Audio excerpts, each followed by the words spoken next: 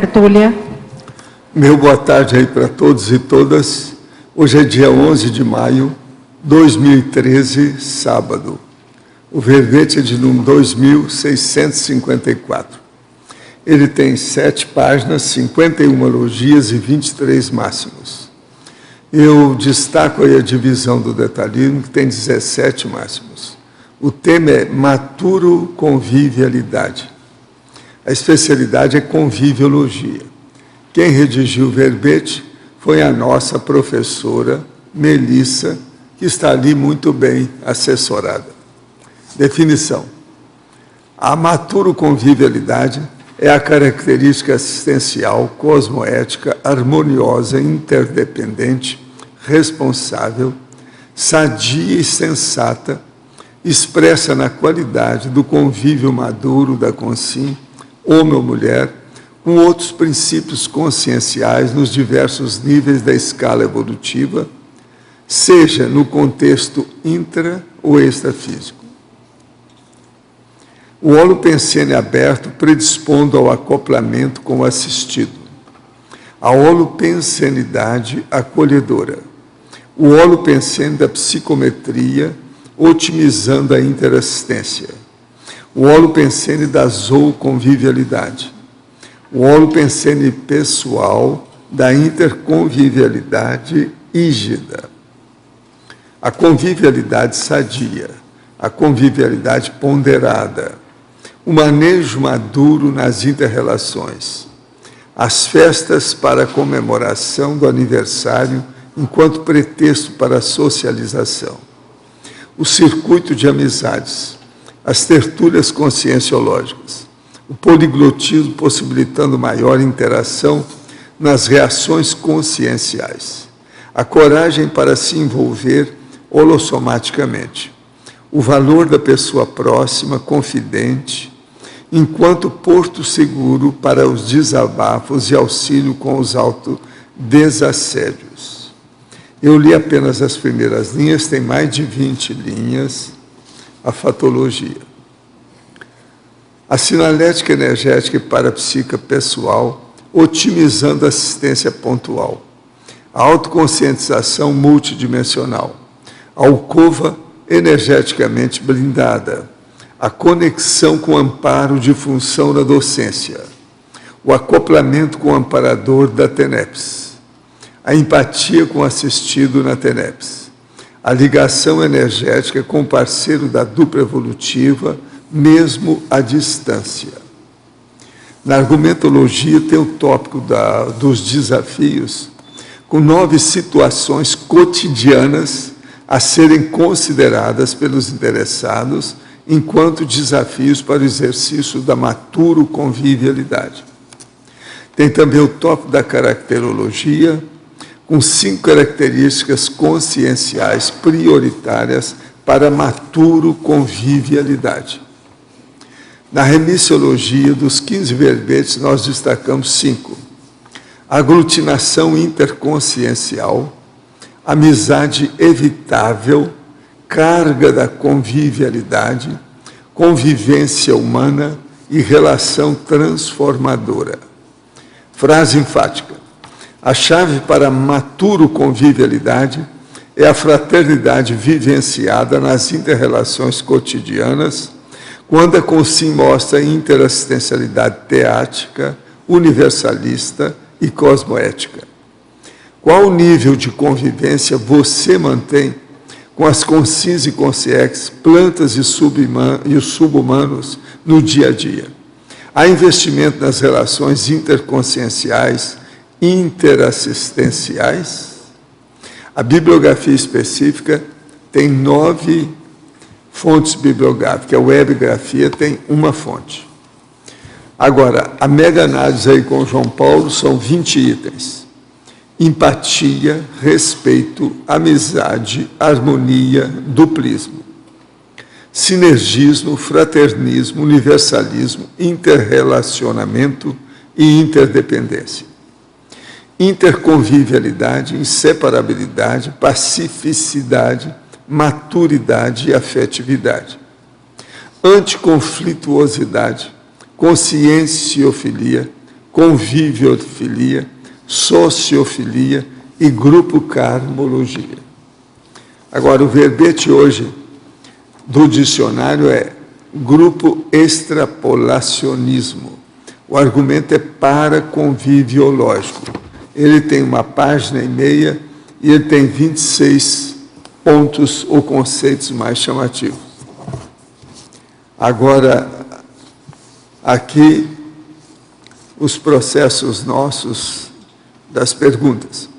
Professor, poderia passar alguma técnica para exercitar a divisão de atenção?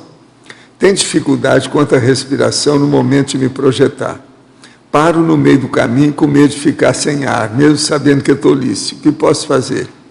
Olha, você já está falando, você já está sabendo o que é, o problema agora é você arranjar aquilo que nós chamamos de vergonha na cara. Olha bem o que é isso. Agora, a divisão de atenção, uma coisa que você pode começar é o seguinte, arranja 3 aparelhos de televisão e coloca num cômodo. E você vai seguir os 3 programas, principalmente se for entrevista, para saber os 3 simultaneamente. Aí vai melhorar o seu processo de divisão de atenção. É uma técnica, a televisão. Outro aqui, com o intuito de aprender e instalar o estado vibracional, realizo práticas energéticas diariamente, por no mínimo meia hora antes de dormir, em uma poltrona de meu quarto, por considerar tais condições mais adequadas. Sabendo do problema da atração de consciências energívoras, que adaptações posso fazer para prevenir? Faz em horários diferentes. Faz a mesma coisa, mas em horários diferentes. Se for possível, em local diferente. Outro aqui.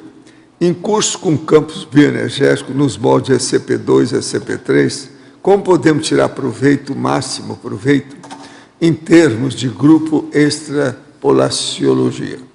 Como transmitir os extrapolacionismos que, porventura, aconteçam às consciências afinizadas a cada um dos participantes antes dos pseudópicos energéticos do campo formado?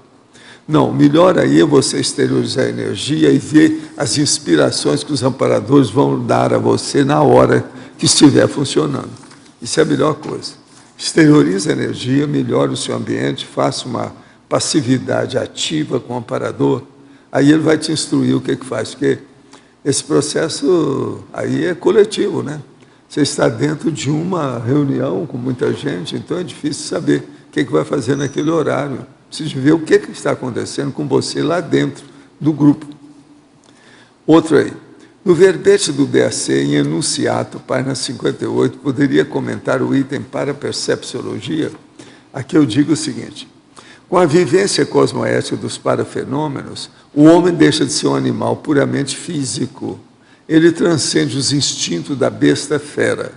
Os amparadores do extrafísico de função promovem o extrapolacionismo parapsíquico para as consciências tenepsistas. Então você pensa bem, existe até amparadores que são parapreceptores. Então é muito importante ver o que eles estão fazendo. A parapercepciologia aí, ela se amplia. E a pessoa, então, com o parafenômeno, a cosmoética na cabeça da pessoa, na intenção dela, ela realmente cresce do ponto de vista evolutivo. Esse é o caminho. Eu quero dizer a vocês que a nossa professora Lourdes Pinheiro já está aqui concluindo a revisão do dicionário dos neologismos da Conscienciologia e ela já alcançou até o momento 13.300 unidades ou expressões neológicas. Outra coisa que eu queria chamar a atenção é que hoje, no discernimento, às 7 horas da noite, 8 horas da noite, que eles adiaram 1 hora. Então vai ser às 20 horas, hoje, sábado, dia 11, a pessoa chega lá e paga R$15.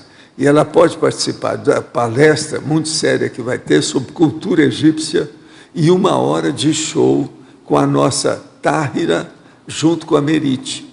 A Táhira é a grande dançarina egípcia e a Merite é nada mais do que uma cobra jiboia de 2,5 metros, que é uma simpatia. por incrível que pareça, se vocês nunca viram isso, vocês precisam aparecer lá. É hoje. E, ao mesmo tempo, é muito importante para vocês terem uma ideia do processo entre o ser humano e o ser pré-humano. Vocês vão ver que não é só cachorro e gato que a gente tem interação. Uma cobra dessa, uma jiboia, ela pesa quase 10 quilos. Vocês precisam de ter uma noção disso. E outra coisa, ela é totalmente inofensiva. O senhor tocou nela? Hein? O senhor encostou Já, não, nela? eu conheço esse negócio de cobra antes. Eu conheço. Ela é geladinha. Ela é fria. Porque ela é sangue frio. Agora, é preciso de vocês ir lá. Todo mundo aí que tem medo de mandruvá, de cobra, dessas coisas, é bom aparecer para acabar. Medo de barata, essas bobagens, né, de menina que arranjou uma espécie de estigma na infância. É bom aparecer lá. Agora, o nome da professora é Táhira e o nome da cobra é Merite. Ela tem 9 anos, a cobra. Agora, gente, eu queria mostrar para vocês a revista que está nas bancas Sem Fronteiras, que é uma das maiores revistas aqui da nossa área toda, e ela traz aqui uma entrevista muito séria com um dos nossos galãs, Coragem para Evoluir. O galã é o Luciano, olha aqui. É um galã mesmo, não estou brincando. Parece que veio diretamente de Hollywood e está se preparando para entrar num filme romântico. Mas o caso dele é o seguinte, é Coragem para Evoluir. Tem todos os dados sobre o assunto, muito interessante, o que ele vai fazer nas próximas viagens dele para apresentar o processo. Também tem aqui, Foz do Iguaçu terá um novo aeroporto em 5 anos. Aqui aparece o nosso prefeito, que é o nosso Reni, e também tem aqui o nosso SAMEC, e tem também o Dimas Braganholo, que é o nosso aí, que está lá trabalhando com o processo. Então, o novo aeroporto já estão começando a fazer as tratativas, daqui 5 anos vai ficar pronto, mais amplo. Também estão aqui falando na página 145, a revista tem mais de 150 páginas. É uma revista muito séria essa. E faz muita divulgação da nossa realidade de Foz. Agora, aqui está falando que no mês de julho, a Denise Paro, que também é do nosso povo aqui, vai apresentar aqui uma das colunas de crônica que tem lá no assunto. De modo que depois disso eu então entrego aqui a nossa Melissa para vocês. Quem é que está? É você, por favor, pode perguntar. Melissa, por favor, em Fatologia, na página 31, 8ª linha, o ato de aceitar o momento de a pessoa não estar para você. Oi, boa tarde a todos, é um prazer estar aqui. Essa questão eu pensei, porque assim, às vezes a gente falta um pouco de tato para a gente perceber, a gente liga num momento indesejado, num momento impróprio para uma pessoa e quer a atenção dela, quer que ela nos dê atenção, né?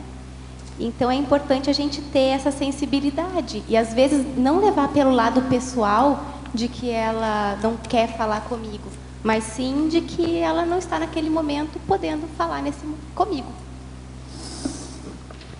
Certo. E em sinergismologia, na linha 4, na página 31, o sinergismo vontade inquebrantável, esforço perseverante, intencionalidade cosmoética na ampliação do convívio sadio. Sim. Tem pessoas, primeiro pessoa que tem facilidade, né, em conviver com pessoas. É importante sempre ampliar isso, aumentar a nossa intencionalidade tem que ser cosmoética nas relações, né, para que seja uma maturo convivialidade. E também a questão de ter sempre essa vontade de melhorar as nossas inter-relações. Aí, aplicando para aquelas pessoas que têm dificuldade com convivência, de que vale a pena insistir um pouco, ter vontade, né? Vontade inquebrantável, se esforçar para ter relações mais maduras.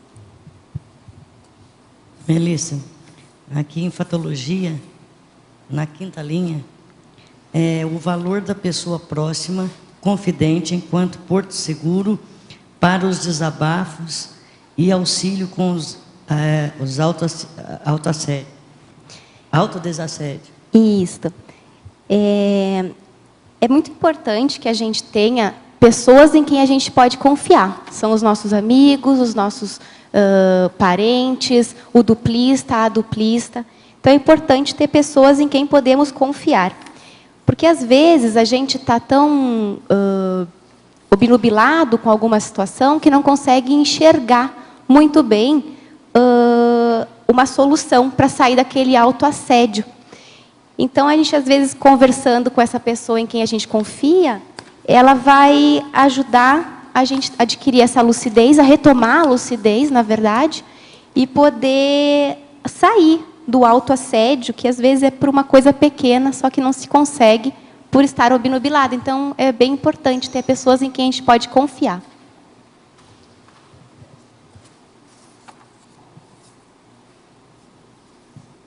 Isso. Na sindromologia, você começa falando da síndrome da geração canguru, que seria uma profilaxia à maturo-convivialidade. Lá na sindromologia, na página 33, achou? Achei. Então, explica essa relação que você fez da síndrome de canguru com a convivência madura. Sim. A geração canguru seriam aqueles filhos, pessoas, né, consciências com mais idade, às vezes que ficam morando com os pais, 25, 30 anos, 35, 40 anos, ficam naquela dependência paterna e materna, estão na casa dos seus pais. Isso não é uma convivência madura, porque gera dependência, terceirizações, e isso é retroalimentado, porque os pais, às vezes, até apoiam e querem que os filhos fiquem sob as asas por mais tempo possível, porque os pais veem os filhos como crianças eternas, né? Então, não é uma relação sadia, porque gera essa dependência, interdependência, né, patológica, e não dá oportunidade, muitas vezes, do filho crescer, aprender, evoluir, conhecer outras pessoas, outros lugares. E também o filho ficando não dá oportunidade para os pais terem novamente a liberdade que tinham antes de tê-los, né? É meio um monopólio de relacionamento, né? Exatamente. Até a questão do clã, né, que eu cito em outro momento aqui, sobre isso. Melissa, aqui em numerologia, eu queria te pedir para você falar o que você estava pensando na convivência, nos dois últimos itens, a convivência superavitária e a convivência libertária. Qual que é o conceito assim, que você tem desses dois? Convivência superavitária é aquela convivência que nos dá bônus. A pessoa com quem a gente aprende, a pessoa com quem a gente pode se reconciliar. É uma convivência que traz bônus para ambos, né? E a convivência libertária, eu pensei naquela questão do ciclo evolutivo, que tem vitimização, isso mesmo. Então, a questão da libertária. Quando a gente tem uma convivência mais madura, a gente consegue ser livre e também desatar os nós que a gente tem de algum problema que teve com a pessoa, consegue ficar mais liberado e, ao mesmo tempo, convivendo com a pessoa diretamente, de forma próxima, íntima.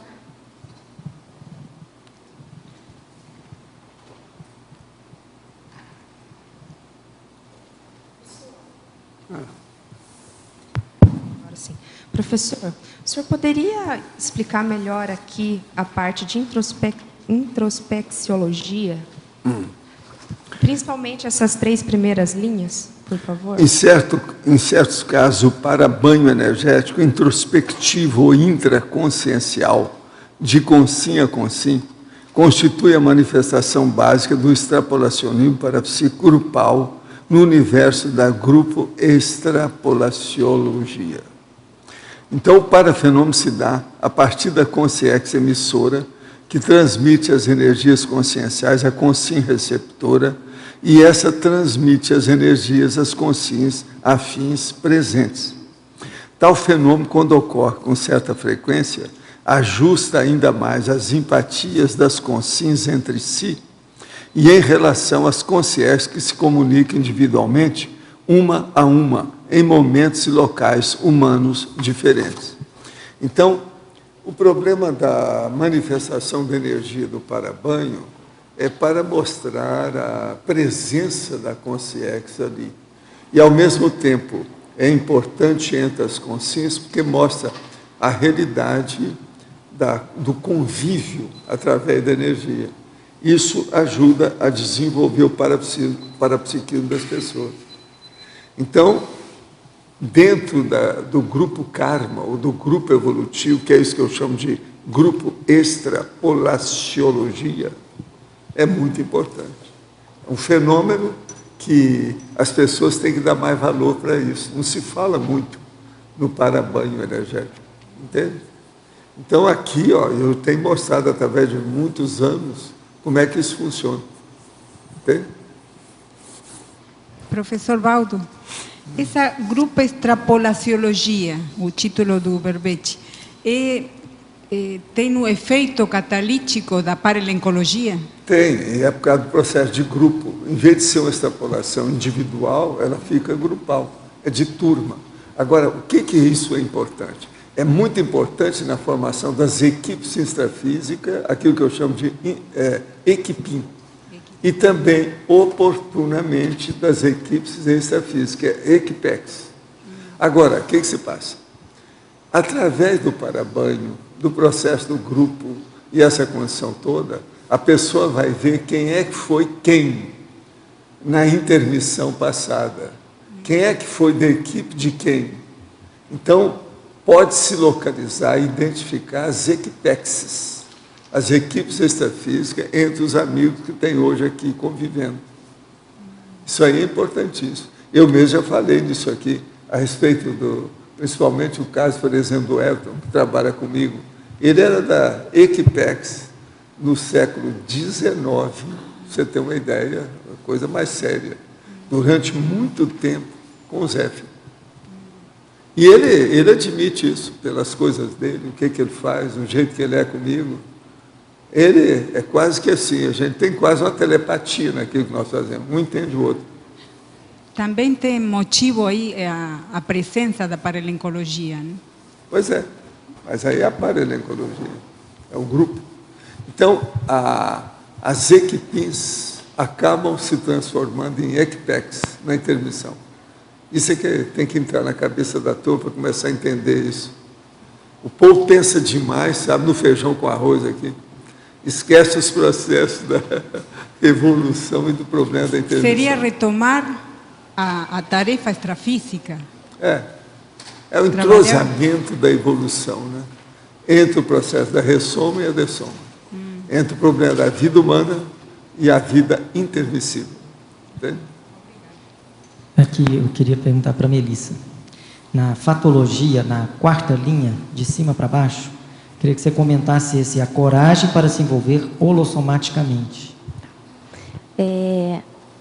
Nas relações, a gente nunca entra só com um aperto de mão ou só com as energias, enfim, a gente entra com todos os corpos. O corpo físico, o corpo energético, o psicossoma, o corpo das emoções e o mental soma. Qual que é a dificuldade, às vezes, das pessoas se envolverem? De você entrar achando, numa conversa, por exemplo, achando que não vai se envolver emocionalmente. Não que aquela emoção tenha que tomar conta, porque nas relações maduras o que predomina é o mental soma. Então, a gente tem que ter coragem de, quando entrar numa conversa, numa aula, em qualquer inter-relação, a gente tem que entrar com todos os corpos, sempre buscando o predomínio do mental soma, claro. Mas doando energia, recebendo também, sem medo, interagindo mesmo, holossomaticamente. Ficou claro? Melissa, aqui no B, na página 31, na fatologia, na sexta linha, de baixo para cima, você pode dizer o que você quis falar com a fábula do porco-espinho? Claro, Cida. A fábula do porco-espinho conta uma história, né, da era glacial, em que os seres começaram a dessomar, começaram a morrer, devido ao frio. E aí um grupo de porco-espinhos se aproximou e conseguiu sobreviver por mais tempo, porque começaram a se aproximar e o calor um do outro fazia com que eles sobrevivessem, se aquecessem, né, e sobrevivessem. Só que daí os espinhos de um do outro machucavam, espetavam, feriam, e eles acabaram se afastando. Só que com isso, eles viam que o que mais aquecia eles, que era o mais próximo, mais perto deles, que mantinha eles aquecidos, era o que mais machucava eles. E aí se afastaram, só que os porcos espinhos começaram a morrer de frio, a congelar. E aí, né, por uma questão de sobrevivência, se reaproximaram para superar aquele frio. E aí, então, se tira dessa lição, né, dessa historinha, que, às vezes, as pessoas próximas a gente podem nos machucar. Mas, às vezes, até sem intenção, sem querer, né, assim, por uma questão até de tarefa de esclarecimento. E que é uma questão de ajudar mesmo, né? Então, essa fábula eu gostei bastante. Quando eu li, eu já conhecia ela antes de escrever o verbete, por isso que eu coloquei. Que a gente tem que conviver com os outros, diferentes ou afins a nós, mesmo machucando, porque com isso a gente vai aprender e a gente vai evoluir, né, com essas inter-relações. Melissa, página 31, na fatologia, a 8ª linha, que você fala o ato de aceitar o momento de a pessoa não estar para você. Isso exige a matura convivialidade, né? Mas como lidar com a frustração que às vezes decorre disso? Sim, é uma questão de não levar para o lado pessoal, Cíntia. Às vezes a pessoa, ela não está para mim naquele momento, ela não está para ninguém, ela precisa daquele momento só para ela. Então, a gente não deve levar para o lado pessoal, né? Não se frustrar por a pessoa não ter aquele tempo para falar com a gente. Ela ter maturidade mesmo com isso, entender a pessoa, respeitar o tempo da pessoa, respeitar o tempo dos outros, os limites, é um sinal de maturo convivialidade, sim. Então, a gente tem que trabalhar na gente. Por que eu estou frustrada? Por que eu fiquei frustrada da pessoa não poder falar comigo naquele momento? Não levar para o lado pessoal mesmo.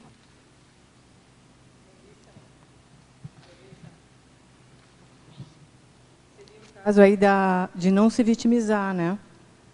Exatamente, não levar por esse lado, né, de não querem falar comigo, eu sou uma coitada, ninguém gosta de mim. Não levar para esse lado, né, porque é uma questão de autoestima, às vezes até acha isso justamente por baixa autoestima. Essa dependência, não, mas a hora que eu precisar conversar, as pessoas têm que estar disponível. Aí, além da vitimização, Mara, também vale lembrar a questão do egocentrismo, né? Do egoísmo. Nossa, mas como assim você não está para mim? Como você não pode falar comigo agora? É uma infantilidade, né? As pessoas não estão, o mundo não gira em torno do nosso umbigo, né? Exatamente. Quero me congratular por ser a segunda de um grupo de 12 que se apresenta, esperando-se em breve os demais. Né? Isso aí, vamos lá. Fazemos força, né, o cardio. Isso. Então...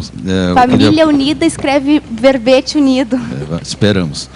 Eu queria que você explicasse qual é a relação do último voluntariado aí com o tema, o telemarketing.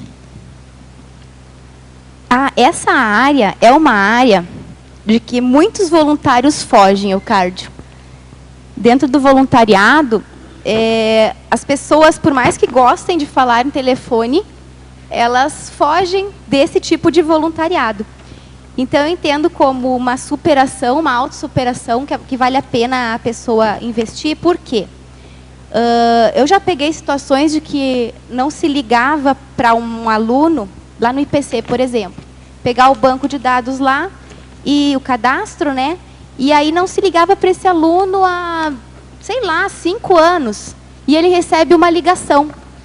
E ele fica muito feliz. Já aconteceu a coincidência, a sincronicidade de eu ligar no dia do aniversário de uma pessoa. E ela ficou muito feliz. E ela falou que voltava, queria saber o novo endereço de palestras.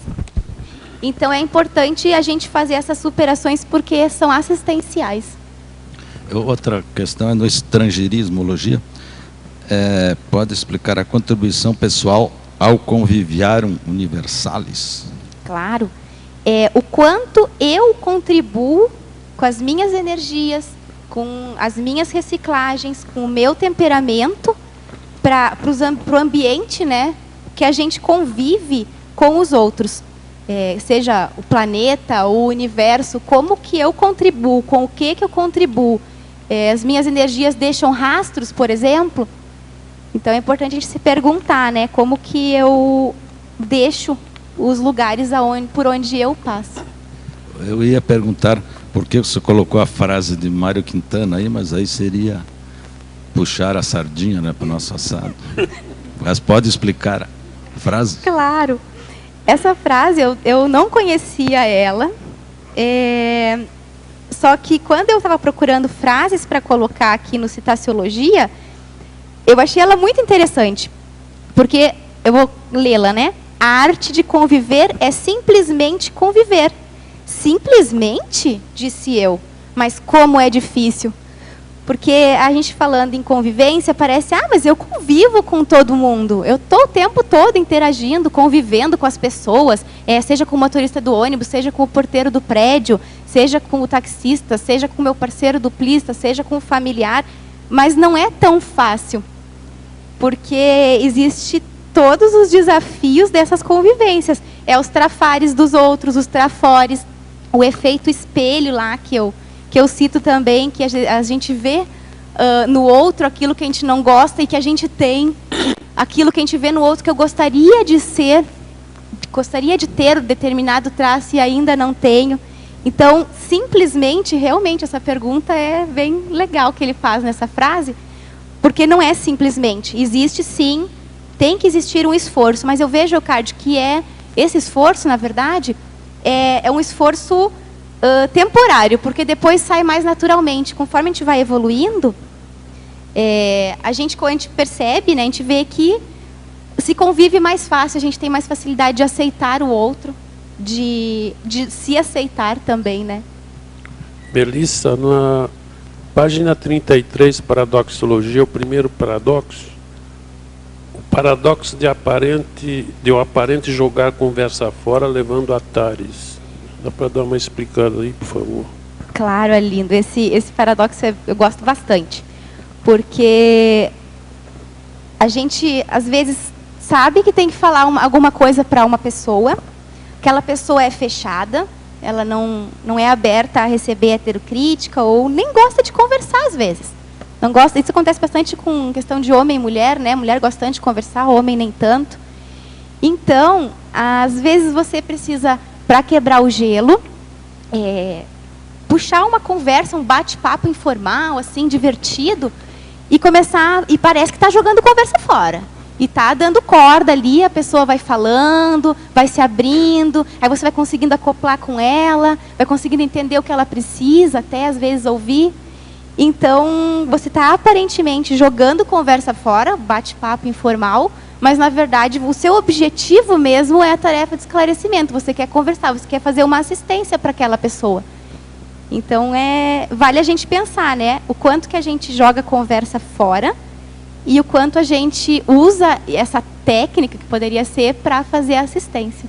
E na teoriologia, a última teoria, você podia explicar, por favor, a teoria da identidade social? Claro, só um momento. Teoriologia, página 31. A última teoria. Quero pegar o nome dos autores dessa teoria. Essa teoria foi proposta por Henry Tarfel e John Turner. E ela diz que as pessoas... é a questão de se achar uma noção e um sentimento de pertença a determinado grupo social. E esse pertencer a esse grupo, que a gente chama de mesologia, né, acaba influenciando, induzindo as nossas ações, o nosso temperamento, ajudando na formação do que eu sou, do que você é. Então, obrigado, hein? Nada.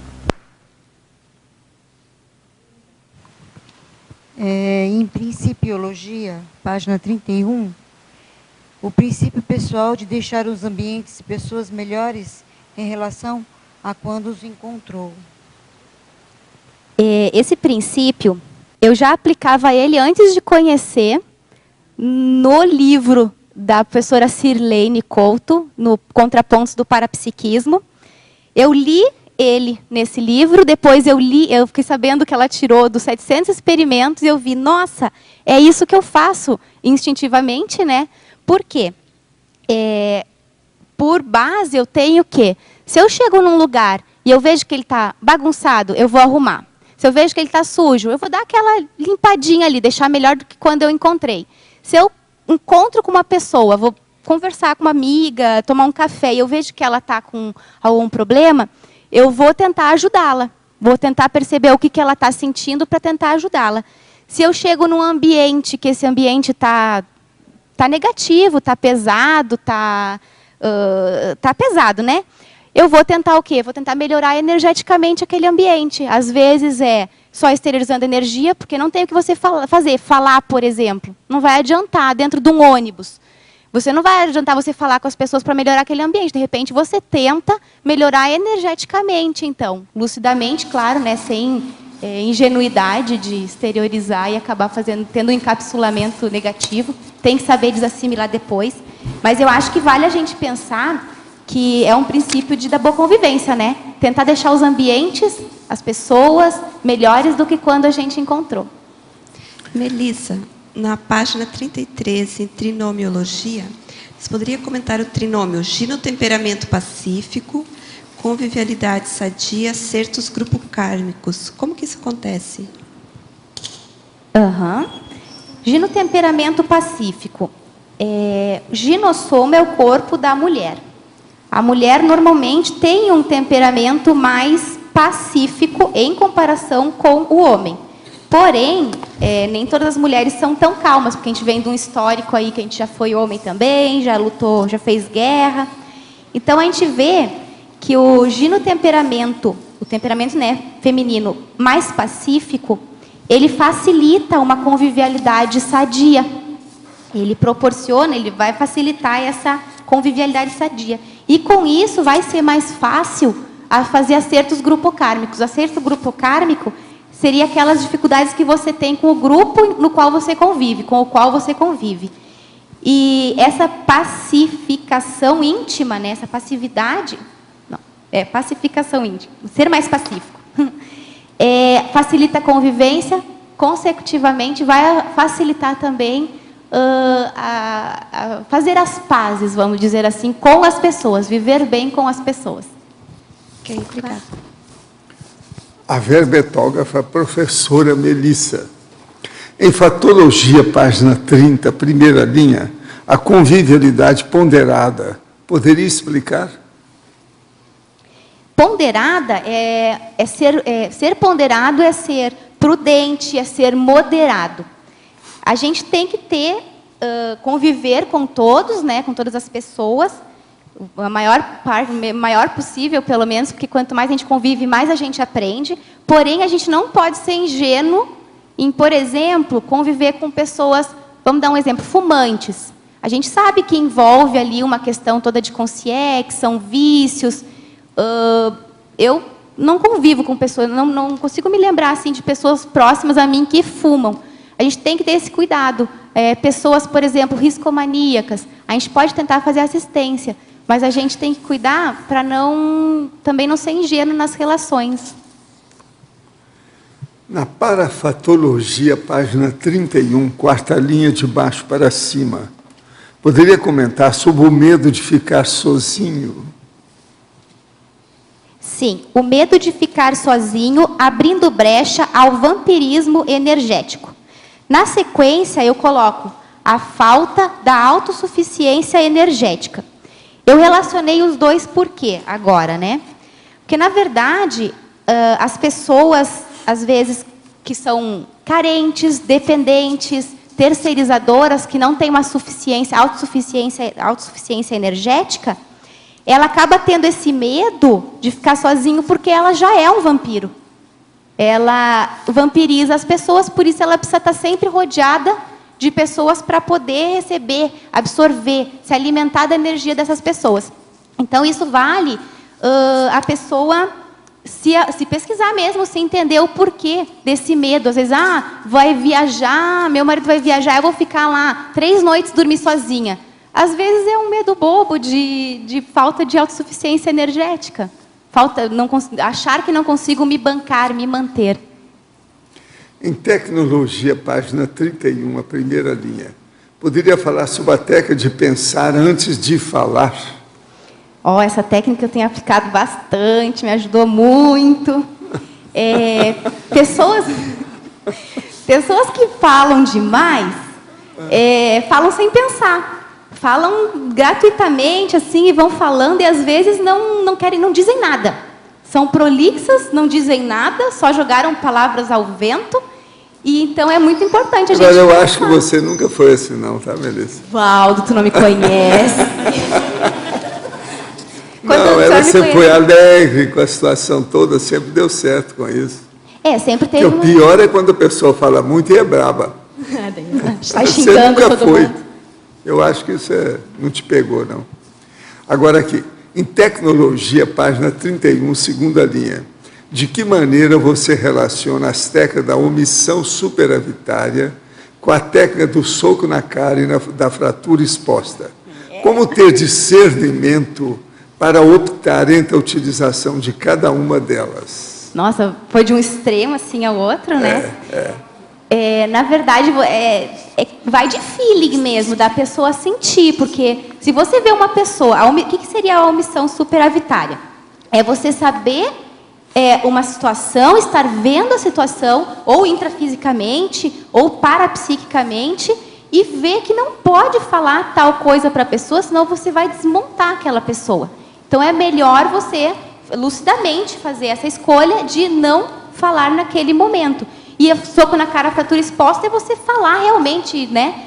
Só que cabe uma questão de feeling. Você tem que perceber o momento, a pessoa, o contexto.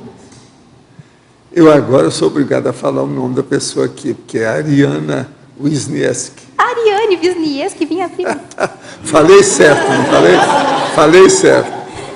Em Pensenologia, página 30, o holopensene do saber conviver, respeitando os limites de cada consciência, sem acumpliciamentos.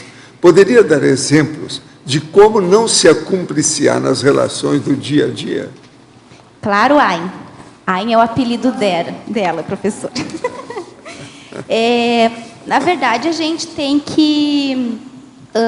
quando a gente convive com as pessoas, a gente vê os trafares dessas pessoas. E vamos dizer que eu veja o trafar de uma pessoa que é prolixa, por exemplo. Ou, vamos usar a prolixidade. Uma pessoa que é prolixa. Você não vai... Se você percebe que você pode fazer um esclarecimento para a pessoa dizendo que ela tem que ser mais objetiva, mais técnica, você vai falar para essa pessoa isso. O exemplo do egocentrismo. Se você sabe que uma pessoa é egocêntrica, tá vendo? É seu amigo ali.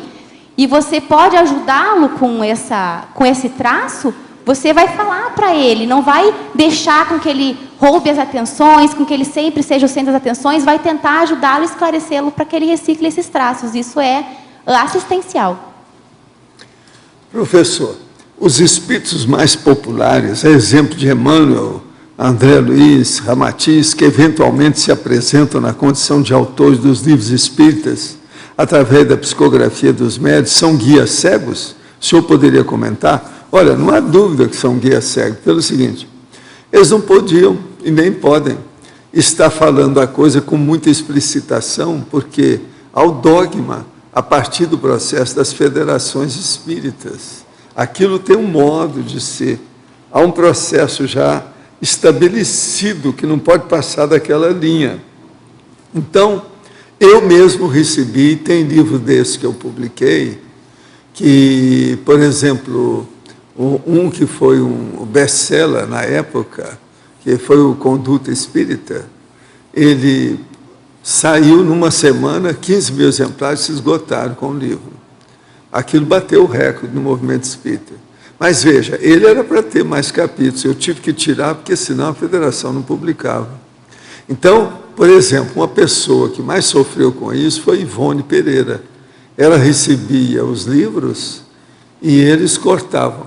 Então, ela recebeu um livro que tinha lá cerca de 700 páginas. Eles passaram o livro para 400 e tantos, mais ou menos por aí.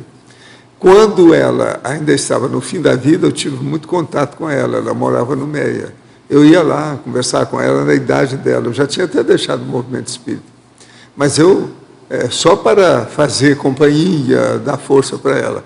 Ela não perdoava a federação pelos cortes que faziam nos originais que ela recebia. Agora, os próprios comunicantes, eles procuravam, entende, se adaptar para poder o livro sair. Então, no movimento espírita, tem muito disso. A gente não pode esperar que essas coisas melhorem, porque agora até piorou mais que... Agora tem até a teologia espírita. Agora, professor, só uma coisinha. Nessa questão, o senhor falou que teve que cortar alguns capítulos, mas era mais positivo que o livro fosse impresso, mesmo com menos capítulos, do que o senhor insistisse... Não, mas não foi isso. Eu, em vista disso, o que eu fiz? Eu fiz uma editora própria, que era a editora da Comunhão Espírita Cristã de Uberaba. Por exemplo, Cristo Espera por Ti, eu não mandei para a federação, eles cortavam. Aí nós ficamos independentes. Os últimos livros que eu recebi psicograficamente, eu recebi 26. Os últimos a gente publicou em Uberaba. Integral. Não, e nunca mandamos para fora. E ninguém lá podia falar nada, porque está tudo em casa. Por exemplo, tem um deles que chama Técnica de Viver, que transcende os processos do Espiritismo, tudo da época. Esse nós publicamos também em Uberaba, entende? Sem cortes. Sem nenhum corte, porque é nós é que estamos mandando, a editora quem fez fomos nós mesmos, tudo eu e meus amigos. Agora, gente, eu queria mostrar para vocês dicionário de frases e citações, quem disse. Isso aqui são dois autores, Rafael Vilas Boas e o Rodrigo Bernardino, inclusive mandaram aqui um deles aí, o primeiro autor, mandou com uma dedicatória. Eu quero agradecer muito, o livro está muito bem feitinho, bem arrumado, tem mais de 1.700 autores, é muito interessante. Eu vou ler com muita tranquilidade, calma, e isso aqui vai me ajudar muito nas minhas pesquisas. Agora, eles tiraram isso, que é dos www da vida, lá dos sites, etc., tal, que é da internet. São as perguntas que tem. Mas os autores são internacionais. Eles fizeram uma seleção muito profunda do material. Então, são 1.700 autores internacionais de todos os tempos que tem aqui, com as frases dele. São citações, né? Frases e citações. O livro é muito bem feitinho, muito bem arrumado. Eu quero agradecer aí aos dois autores, Rafael e Rodrigo. Muito bom o livrinho, fora de série. Eu quero ver com amor e carinho. Melissa, aqui no B, página 30, Patologia, segunda linha. As festas para a comemoração do aniversário enquanto pretexto para a sociabilização. Você poderia aprofundar? Aham. Eu adoro festa, né? Então, é uma reciclagem, né? Uma contextualização, uma questão que eu estou fazendo isso não é negativo, porém tem que ser ponderado. Ali, como a gente falou o terceiro item da fatologia, a convivialidade ponderada. Você não pode viver em festas. Porém, tem pessoas que, por dificuldade de conviver, às vezes acabam fazendo festas de aniversário para facilitar, assim, é um pretexto inconsciente, às vezes até consciente, para poder interagir com as pessoas. Eu conheço uma pessoa que fez isso, tinha dificuldade de se relacionar, assim, de interagir mais abrangentemente, e ela fez uma festa tal que quebrou todos os padrões, os paradigmas dela e das pessoas que viam ela como uma pessoa antissocial. Então, transformou a questão super positiva, assim, ficou super positiva a situação. Então,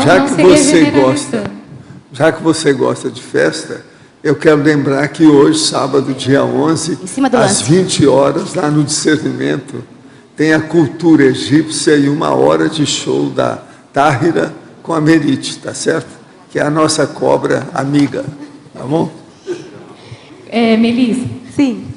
Continuando, um pouco acima você tinha respondido a questão da convivialidade ponderada. né? Você falou, deu o exemplo do fumante e tal, que você não tem contato. E quando essa pessoa está inserida num contexto familiar, que os pais fumam, e ela ficou anos dentro dessa casa, ela não poderia sair, né? E tudo mais. Qual que é o seu ponto de vista nesse caso? Eu vivenciei situação semelhante e eu conversava com a pessoa, pedi respeito até pelo meu processo alérgico, né? Cheia das ites. Então, eu expliquei para a pessoa, fumar, né, dentro de casa não é saudável para quem convive com você e tal. Então, é uma questão de expor. É claro que é uma questão de dependência, né? Você está morando na casa das pessoas. Já presenciei gente fumando dentro de carro com criança pequena. Vários devem ter visto já isso. É um absurdo, é uma imaturidade daquela pessoa que fuma. Porém, existe essa questão da dependência. Então, eu acho que aí, nessa situação, vale a pena conversar, né, com o fumante ou os fumantes e dizer, ó, isso me incomoda muito, faz mal para você, mas você é dono do seu corpo, você faz o que quer, porém, me faz mal. Então, tem como a gente entrar num ponto de equilíbrio aí e haver um respeito com relação a essa fumaça? Tá certo, obrigada. Melissa, na página 32, em ciclologia, na 4ª linha, tu poderias ampliar a passagem para o ciclo evolutivo mental somático ocorrendo após a maturidade afetiva? Claro, Mara. O ciclo evolutivo mental somático, na verdade, é o ciclo da consciência livre. É o ciclo que a gente entra depois que a gente descarta o psicossoma.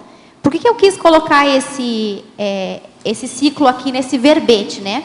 Eu falo da maturo-convivialidade no nosso nível, no nível que nós estamos. Porém, a gente precisa buscar desde já, ontem, assim, aqui agora já, um equilíbrio das emoções. E quando as emoções estão mais equilibradas, estão mais assentadas, a gente consegue que o mental soma predomine sobre as emoções, né? Sobre os corpos, holossomaticamente, e a gente vai ter manifestações mais maduras, mais a nível de sentimento e não de emoção desequilibrada, e, consecutivamente, a gente vai também ter inter-relações mais maduras, é a maturo-convivialidade, né? Ficou claro, Mara? Melissa, aqui no A, na página 30, na citaciologia, você pode falar da sua primeira citação? Saber afastar-se e aproximar-se é a chave de qualquer relação que dure. Oi, Eliana, claro. Oh, querida. Saber afastar-se e aproximar-se é a chave de qualquer relação que dure.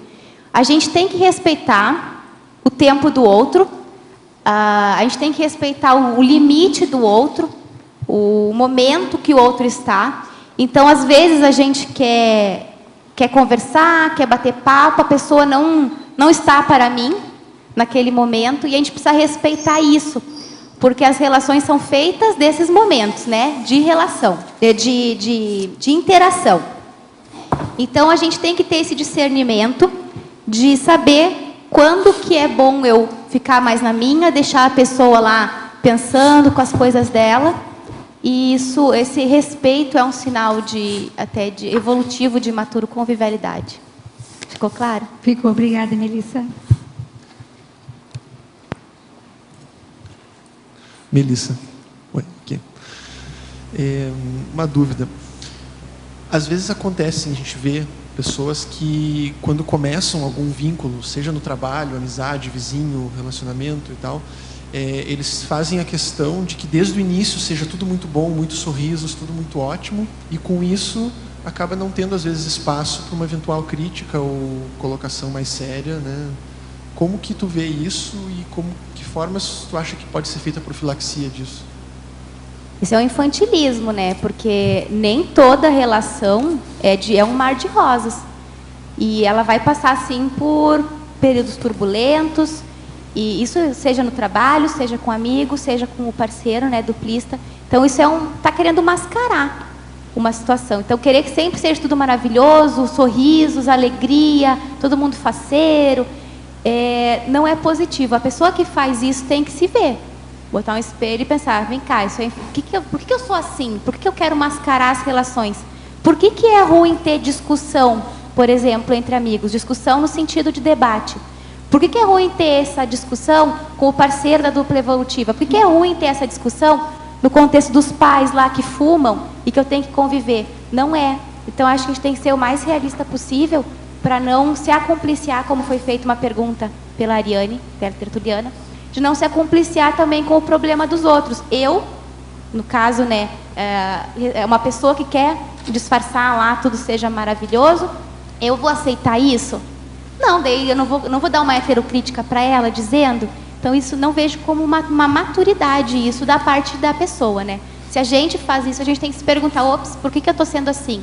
Por que eu estou querendo que sempre seja todo mundo de bem comigo, todo mundo esteja sempre me sorrindo, gostando de mim, a questão de aceitação, né? Então, é importante levar para a autopesquisa mesmo. Legal, obrigado. Melissa, na fatologia da página 30, né? A segunda linha, se puder falar um pouco, por favor, manejo maduro nas inter-relações. Claro, Arlindo. Quando a gente fala em manejo, a gente fala a questão de gerir as inter-relações, dirigir as inter-relações, a operação, o manuseio dessas inter-relações. Então, a gente tem que ter maturidade, né, na hora de fazer esses, por exemplo, fazer essas inter-relações. Marcar, por exemplo, lá a festa de comemoração de aniversário. Vamos marcar? Vamos chamar quem?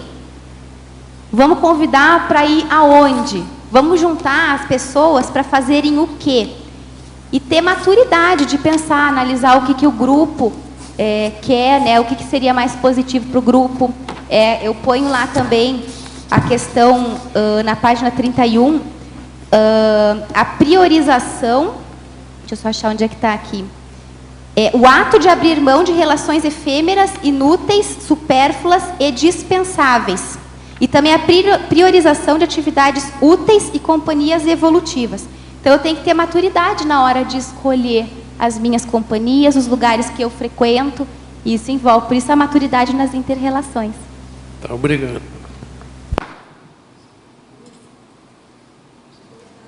Na questão anterior, você falou que a gente não pode se acompliciar com pessoas que às vezes agem dessa forma. Agora, como fazer isso? Então, a pessoa está... Às vezes a gente sabe de alguém que não está muito bem, está passando por algum problema, mas a pessoa age assim, toda sorrisos. Como não se acompliciar a isso? Então, como intervir nesse caso? Às vezes, ter intimidade com essa pessoa, se você é uma pessoa do seu círculo pessoal, por exemplo, e que você tem intimidade com essa pessoa, vale a pena uma conversa franca. Sempre a conversa é importante, porque você vai falar com ela. Por que você age dessa forma? Às vezes ela não consegue enxergar. Às vezes ela não tem ideia de que aquilo é prejudicial. E talvez ela nem veja isso, nem veja que ela tenha isso. Não, mas eu me relaciono sim. Eu tenho uma esposa, eu tenho um cachorro, eu moro num condomínio que tem muita gente, eu dou bom dia todo dia para o porteiro do meu prédio. Ela acha que isso está sendo saudável, e que isso é também ser simpático. Só o fato de estar dando bom dia. Mas, como o Ricardo perguntou antes, se ela quer mascarar, de que, mas eu quero tudo que seja maravilhoso com os meus amigos. Por que ela faz isso? Aqui, como eu falei para ele, a questão do infantilismo, e de você, daí como eu falei também, a questão da intimidade às vezes ajuda, porém a intimidade às vezes atrapalha. Como a gente tem a questão do parapsiquismo, às vezes surge, sei lá, num curso de campo, surge aí de forma isenta, um EPICOM ou o professor que está acoplado, nem precisa ser um curso de campo, pode ser num CIP, numa palestra, alguém falar para aquela pessoa que é um infantilismo, que não vale a pena ela ficar nesse círculo, né, de tudo é maravilhoso, porque a vida não é um mar de rosas. A gente tem, sim, vários momentos felizes, e a gente provoca esses momentos felizes também. Só que a gente tem que ser realista. Então, tem que ver a questão de se é uma pessoa íntima, se é uma pessoa íntima nossa, se cabe, se tem abertura para a gente falar. Se não, é esperar, ver se acontece de aparecer para ela ou para alguém que esteja na volta. Em Citaciologia, página 30, primeira linha, poderia comentar: o saber afastar-se e aproximar-se é a chave para qualquer relação que dure. Sim, a gente comentou agora há pouco, mas é uma frase que vale a pena comentar quantas vezes forem, né? Porque vai da maturidade com que eu lido com o outro, estar disponível ou não para o momento que eu preciso conversar. Então, é uma questão de respeito, de respeitar o limite da pessoa com quem a gente está convivendo, né? Para poder não ser intrusivo. E, às vezes, querer estar presente, estar com a pessoa o tempo todo, mas, na verdade, a gente precisa de tempo sozinho também. A gente precisa pensar, e é importante. Então, a gente precisa de tempos sozinhos para reflexão. No DAC, na página 59, penúltima linha, em Crescendologia, poderia expandir a questão da intercooperaciologia. Aqui eu digo o seguinte: racionalmente ocorre o crescendo parafenomenológico, auto-extrapolaciologia, grupo-extrapolaciologia. Como todas as manifestações, dependendo diretamente do estado parapsíquico das consciências e consciências afinizadas ou empáticas, atuantes entre as dimensões, a dimener, ou dimensão energética, e a humana, ou intrafísica. Os fenômenos da grupo-extrapolaciologia dizem respeito diretamente às intercooperações entre as consciências, temas pesquisados no âmbito e para a técnica da intercooperaciologia. Então, vamos entender bem. Existe no processo nosso a base da evolução. Essa evolução só se faz com outras pessoas. Todo mundo evolui com companhias. Isso é que forma, pouco a pouco, a família nuclear, o grupo karma, o grupo evolutivo, e chega, por exemplo, na policarmalidade. Isso tudo dentro de um processo mais amplo. Isso é que é a intercooperação. Então, o problema nosso, através das pessoas mais próximas a nós, é que nós devemos expandir todo o nosso ciclo de relações em todas as dimensões possíveis. Com o passar do tempo, essa ampliação é inevitável. Quanto mais a gente vive, mais experiência a gente tem, maiores são os números das pessoas no nosso entorno da nossa vida. Professor, estudos mostram que os seres humanos tendem a formar grupos coesos com, em média, 150 pessoas, mesmo que muitas tenham milhares de supostos amigos nas redes sociais.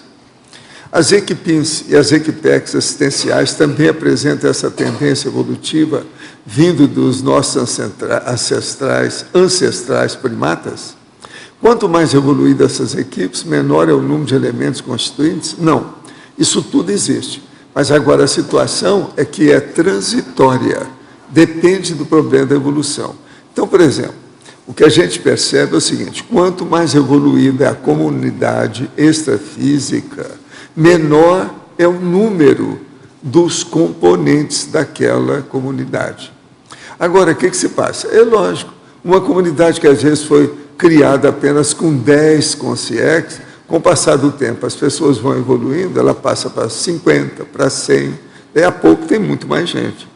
A nossa aqui em Foz, por exemplo, a comunidade aqui, é cerca de 700 pessoas atualmente. Então, veja, isso aí extrapola essa média de 150 pessoas que eles falam aí, muitas vezes, 700 que vieram para cá. Uma outra coisa, 150 pessoas é muito comum a gente ter. Hoje de manhã mesmo aqui, de manhã tinha mais de 150, quase todo dia tem mais de 150. Então, como é que fica? Isso aí é um fator relativo. E o outro que é relativo é esse do processo evolutivo. As comunidades avançadas têm menos gente, mas a tendência é expandir com o tempo cada vez mais. Professor, gostaria de saber como foi o seu processo de escolha e constituição de dupla evolutiva. Pode esclarecer comentando também sobre as diversas moças que surgiam interessadas no senhor e de que modo lidava com isso? Quem está perguntando aqui é uma moça de 22 anos, de Brasília. Eu não tenho nada a ver com ela, tá? Mas agora, deixa eu explicar a situação. É o seguinte, muita gente queria dar um jeito de fazer o negócio do casamento, porque quando eu era moço, na década de 1950, eu tinha 18 anos, vocês já viram, né? Então, eu já aparecia muito, que eu escrevia na imprensa, aparecia porque dirigia já instituição, aquela coisa toda, de mocidade. Fazia, por exemplo, aquela concentração da mocidade lá, na época do Carnaval, que iam, às vezes, 400 jovens, e ficava todo o período do Carnaval para a gente pesquisar o processo do ponto de vista intelectual, de pesquisa, de estudo. Então, isso chamava atenção, porque eu estava na frente daquilo. Fui secretário do processo durante vários anos seguidos. As mães, então, naquela ocasião, ainda tinham aquela técnica de arranjar um negocinho do casamento. Então, era um tal de me oferecer jantar, almoço, festinha, bolo disso, bolo daquilo, presente, etc. E sempre uma moça muito bem arrumadinha, produzida, que ia falar comigo. Outra coisa, eu então tive que enfrentar a Miss Uberaba, a outra que não sei o quê, a outra que não sei o quê, um monte de coisa. Agora, veja, isso tudo foi acontecendo, mas eu falava, eu não quero casar. A minha vida, eu quero me dedicar ao processo sem casamento. E quero fazer o processo, já falava em dupla evolutiva, mas o povo não entendia isso, porque era o movimento espírita. Aí eu deixei o movimento espírita, eu tinha 34 anos, solteiríssimo, sem problema nenhum, sem nada. Aí vou para o Rio, depois vou para o exterior, vou fazer curso, aquela coisa toda.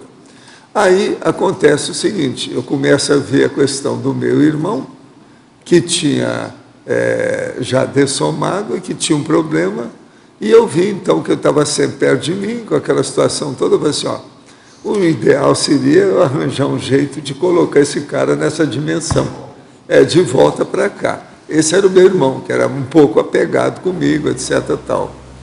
Então, o que se passa? Aí eu resolvi arranjar um casamento. Foi um escândalo perante a minha freguesia toda lá, a clientela. Pelo seguinte, eu tenho uma clientela nessa ocasião, tinha um consultório em Copacabana, gente demais, 90% tudo era mulher, era um problemão. E muita gente conhecida, muita gente socialite, gente do Ibrahim Suede, entende? High Society. E o povo sabia que eu não queria casar. Aí eu resolvi casar. A hora que aquilo me deu um trabalho enorme, eu banquei o bobo, eu devia ter feito as coisas tudo em silêncio.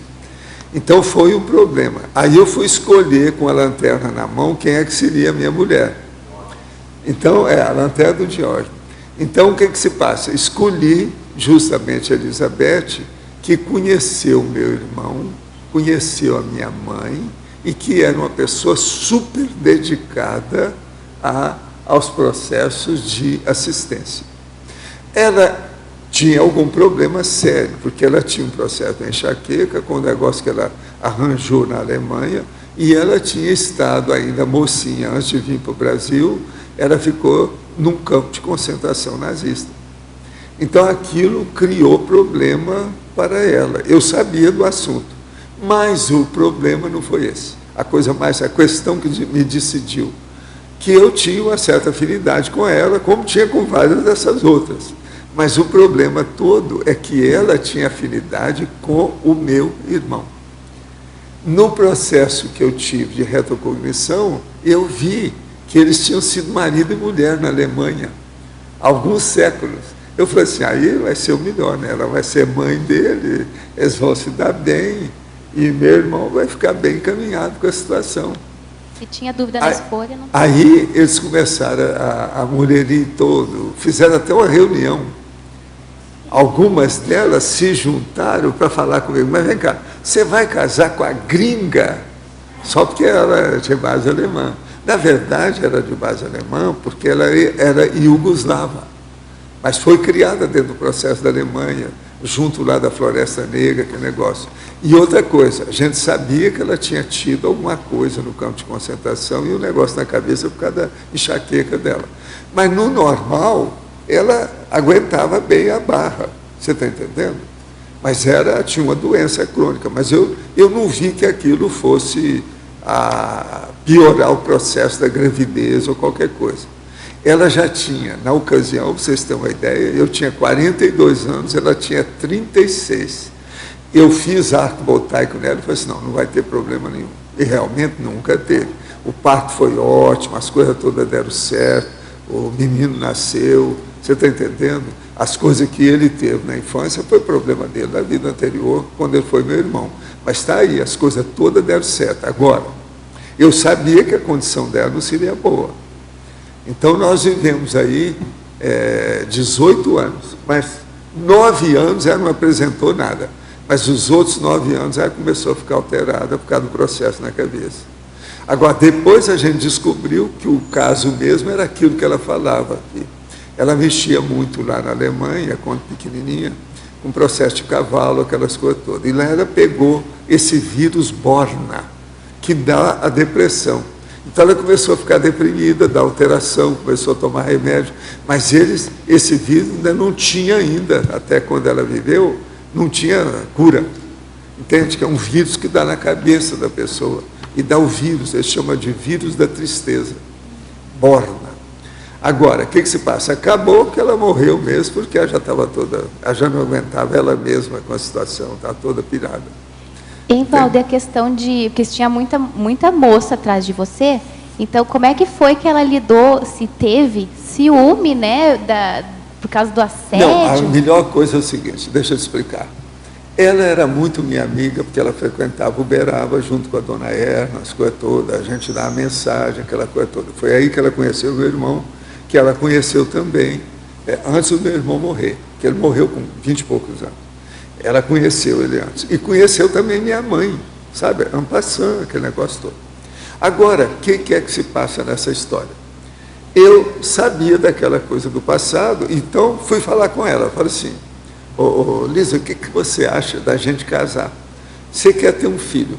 Você quer ter um filho homem? Porque o filho que eu vou ter é homem. Isso é assim, desse jeito, tudo Ela falou assim, você conheceu meu irmão, é ele que eu quero colocar ele nessa dimensão aqui. Topas ou não topas? Eu sei que uma vez você falou que você quer ser mãe solteira, porque ela queria ser mãe solteira, porque ela trabalhava com a dona Erna, tinha muito problema lá, não podia deixar.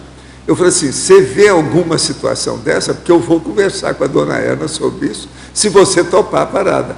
Eu falei assim, mas é lógico que eu topo. Então, eu fui lá, conversei com a dona Erna, ela falou assim, não, vocês podem casar, não tem nada, gente, dá um jeito. Agora, a única coisa, no início eu vou te pedir para você, de vez em quando, vir aqui a São Paulo, essa coisa toda. Então, nós acertamos uma casa dentro da pequena mansão que havia, onde a dona Erna morava com ela, e fizemos uma casa para mim em São Paulo. Eu ficava entre o Rio e São Paulo durante a temporada. É tanto que o meu filho nasceu em São Paulo. Agora, aí nós vamos estudar para ela ter filho. Foi outro problema. Que ela tinha um processo de útero infantil com opção de coisa. Aí eu comecei a tratá-la com as minhas energias. Além do sexo, o processo era energia. Lá pelas tantas, ela engravidou. Entende? Aí nós resolvemos casar. Que eu falei com ela, nós temos que fazer o casamento oficial, que eu não quero ter o filho bastardo. Nós não podemos brincar com isso. Nada desse negócio de mãe solteira ou qualquer coisa, não. Vamos casar bonitinho, certinho, oficialmente. Nada de igreja, essa coisa toda, nem nada. Nós casamos no edifício Itália, lá em cima, sabe? Tinha um restaurante lá, um negócio grande, então a gente deu uma recepção lá, no edifício Itália, que era bom, e aquilo era interessante porque o comendador era de origem italiana, o comendador, entende? Lá, o Mário. Então, a gente fez, porque o processo do edifício Itália era um processo também italiano, com os negócios todos. Fizemos uma recepção, etc., casamos, tudo em paz, sem problema nenhum. Agora, o que se passa? Quando ela estava já bem perturbada, ela já conhecia minhas coisas do passado, que ouviu eu falar da história, que eu tinha tido uma vida na Catalunha, que eu fui filho do Chico Xavier, por isso que ela conheceu muito o Chico, a coisa toda, e que eu também tinha morrido lá, que o cigano tinha acabado comigo. E junto comigo tinha uma menina também, da Catalunha, que tinha sido morta. E que eu estava atrás dela para assistir. E sabia que ela morava aqui no Sul. Nesse íntere, a própria Lisa começou a procurar a moça, no meio do povo. Eu saía com ela, vinha fazer palestra, curso nos lugares, ela orava. Até que nós descobrimos a graça. Você está entendendo? Aí ela mesma falou para mim, eu acho que a tal menina é essa. Então a Graça tinha 19 anos, toda alegrinha, aquele negócio todo, e pelo jeito dela, a Lisa logo falou, não, essa aí é que ela é dançarina, é o jeito dela. Aí nós fomos conversar com ela, aí nós ficamos sabendo quem era, né? Eu e a Lisa junto. Aí eu falei assim, não, mas essa menina precisa de ter uma assistência aí maior. Eu falei assim, o ideal seria você, pelo seu temperamento, eu falei com ela, é você estudar, é psicologia. Então eu falei, mas é que para nós aqui é difícil. Ela nasceu em Campo Largo, aí no Paraná, que é distrito lá de Curitiba. Então o que faz? A Lisa falou assim, não, o negócio é o seguinte, vamos levar essa moça lá para o Rio, porque assim ela estuda. Lá, vamos colocar ela no... Ela mesma foi iniciativa junto com as coisas que ela conhecia do meu passado, lá da história. Entende? Do jeito que a gente ajudou, não é ela está ajudando o outro. Entende? Do jeito que nós ajudamos o Walter, que era o meu irmão, a gente ia ajudar a menina, que tinha morrido matada quando eu fui morto também. Aí ela foi para lá e a gente começou a encaminhá-la para fazer. Ela fez vestibular, passou bem, fez psicologia, o FRJ, foi aí que ela ficou conhecendo vocês, o povo todo, e a coisa deslanchou até chegar nisso. Mas entende? Quando a Elizabeth dessomou, ela já estava lá conosco, já tinha um certo ambiente na família, nós ficamos juntos. Fizemos a dupla evolutiva que está aí. Isso já vão agora para 20 anos. Eu já estou mais com ela da situação do que eu tive com a Lisa. Mas é um processo de maturidade, de lucidez da Lisa também, né? Porque... Todas essas tinham maturidade, mas a própria Graça também é uma cabeça, né? Ela é brava, é muito séria na situação. Agora, veja, ela é a mesma dançarina. Hoje ela é melhor, que ela está bem na dança, etc. Ela é muito amiga da Tarde, que vai hoje mostrar lá a dança, você está entendendo? Conhece isso tudo. Agora, ela nunca deixou de ser artista, mas ela já tem 2 livros publicados, essa coisa toda, tem um consultório com um monte de gente atualmente, você está entendendo? É a vida, a coisa vai caminhando. Agora, o que se passou com a Elizabeth, com a Lisa? Ela dessomou, deixou uma carta agradecendo todo mundo e acabou com ela. Agora, o que se passa? 17 dias depois, ela apareceu totalmente lúcida. Então, a gente precisa saber o que é que houve, como é que houve, de que modo que estava. Mas agora, no fim da vida, está muito difícil, porque a gente tinha medo dela suicidar com o carro, com as coisas, evitava sair, aquela coisa toda. Deu trabalho na situação, até encaixar tudo. Entende? Faz parte da vida, né? Agora, o que eu vejo é o seguinte, eu estou fazendo o que eu pude, de um lado e do outro. Agora, depois, o ideal seria vocês perguntar para ela se eu me comportei direito, se fiz alguma assistência, se ajudei a evolução ou não. O problema é com ela. Isa, por favor, aqui no B. Na página 32, no item colegiologia, o último item você coloca o colégio invisível da dessomatologia. O que você associou dentro do seu verbete da matura ou convivialidade com esse colégio? Claro. Na definição, eu falo lá da maturo-convivialidade nas diversas dimensões, né? Aí, eu gosto de uma frase do Colégio Invisível da Dessomatologia, que é: morte, você vai sair vivo dela. E aí eu pensei na questão do comitê de para-recepção. O quanto que eu tenho convivialidade positiva nessa dimensão e o quanto... Será que vai ter gente me esperando lá do outro lado? E quem serão essas pessoas que estarão me esperando? Então, vale a pena a gente pensar nisso, né? O que eu quero me esperando lá quando eu dessomar. Tá certo. Obrigada. Parabéns, Melissa. Obrigada. Por favor, aqui na página 34, em desafios, Gostaria de saber como melhor ter o exercício de macroconviviologia com o encontro de família. Página 34. Tá. Encontro de família. Como melhorar isso, esse grande desafio de encontro de família? Queixas, acusações mais graves? Claro. O disse-me-disse dos familiares provocando fofocas e mal-entendidos, né? O processo de família é super positivo, é útil, né? Porque você já nasce, falando ali do pai e mãe, você já nasce devendo para os seus pais. Então, é inteligente a gente conviver com as pessoas, e principalmente com a família, porque daí vem os irmãos dele, os pais deles, então é todo um processo familiar. Só que existe, pela questão da intimidade, que eu falei antes, até com a Cíntia e com o Ricardo, existe uma certa facilidade de falar da vida dos outros e dizer, não é falar da vida dos outros, eu estou querendo ajudar a pessoa com alguma coisa, com alguma situação, quero clarear para ela, quero elucidá-la de alguma situação. Então, existe o fato de acabar se metendo um pouquinho mais do que necessário, né, na vida dos familiares.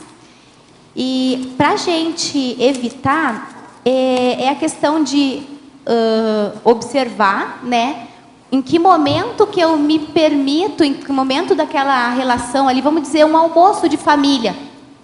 Eu venho de uma família italiana onde qualquer coisa era motivo para se reunir, para tomar um café, para almoçar, para fazer um jantar.